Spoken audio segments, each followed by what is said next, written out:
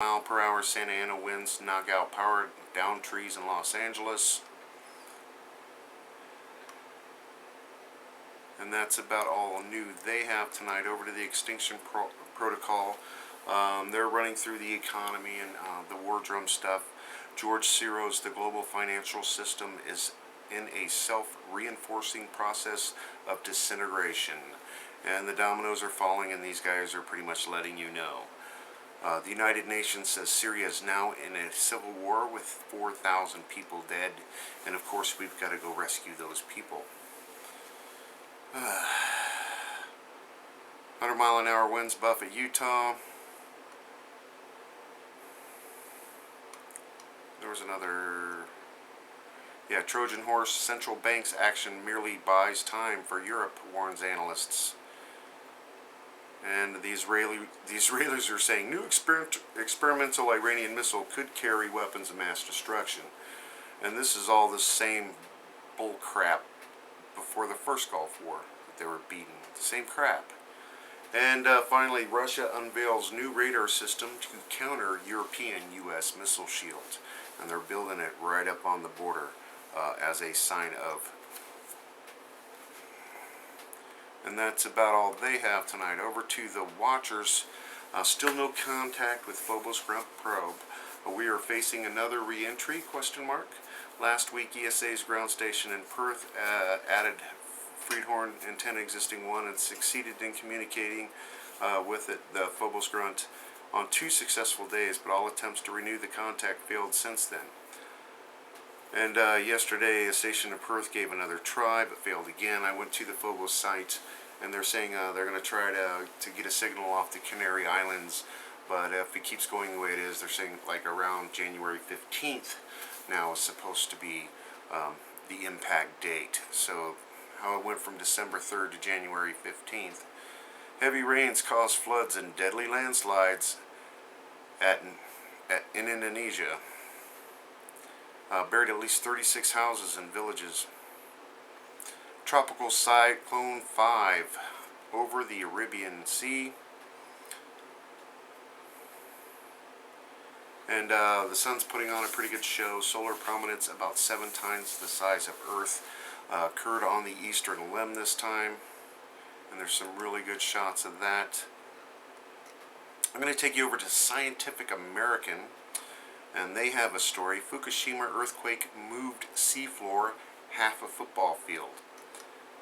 And March 2011, the earthquake that decimated Japan and its Fukushima nuclear reactors with a monster tsunami altered the seafloor off the country's eastern coast much more than scientists had thought or admitted.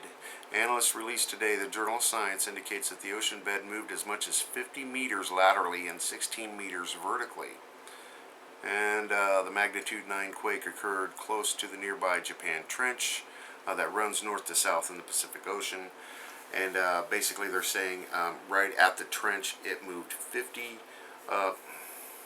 meters, and up on the coast it moved 5. So basically the land stretched. Is that what that report says? Under the plate. Over to Ice Age now. They have several stories. Snow for desert lowlands of New Mexico. 6 to 12 inches of snow above 7,000 feet and 2 to 5 below. Snow in Las Vegas, question mark. Las Vegas Valley, southern Clark County. Light accumulations of snow possible today into Friday morning. And they've got a story. Satellite sea level data tilted to distort figures, says expert. Another interesting read about the carbon tax scam. And record snowfall in Atlanta, Georgia. It started flurrying, so they called it a trace, which replaces the none. So records were sent at Atlanta. Nice job. Over to the E&E News, the nuclear stuff. They got a lot going on today. TEPCO's 68 tons of nuclear fuel melted at Fukushima reactor number 1. ABC headline, Fukushima fuel rods eating through solid concrete, just 37 centimeters away from outer casing. And the IEE headline, Fukushima reactor number 1 melt was worse than we realized. Looking forward to finding out what TEPCO knew and when they knew it. MBS Radio, humans have never gone through such a crisis. TEPCO's assumption 37 centimeters of concrete remains baseless. Suspects container is already broken. And China syndrome discussed in multiple news reports. And a lot of them are believing that it's already burned through the ground, and I agree. And like just I said, they cannot stop the truth from radiating out of Fukushima and what's really going on down there.